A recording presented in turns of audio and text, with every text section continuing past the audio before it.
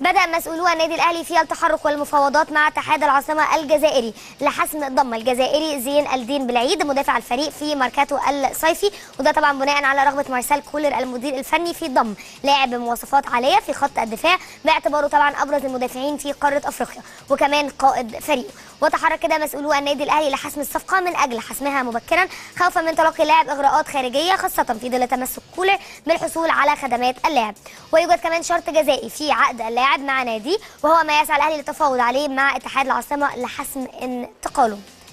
اقترب كمان الفلسطيني وسام ابو علي مهاجم الاهلي من اللحاق بمباراه فريقه امام سيمبا التنزاني، والمباراه طبعا زي ما حضراتكم عارفين هي يوم الجمعه الجايه في اياب ربع نهائي دوري ابطال افريقيا، وده بعد ما انهى برنامجه التاهيلي وفقا للراي الطبي، وابدى الجهاز الطبي موافقته على مشاركه اللاعب وجاهزيته، ولكن بيتبقى اكيد راي كولر الفني. غاب وسام ابو علي عن الاهلي في عده مباريات بسبب شد الخلفيه.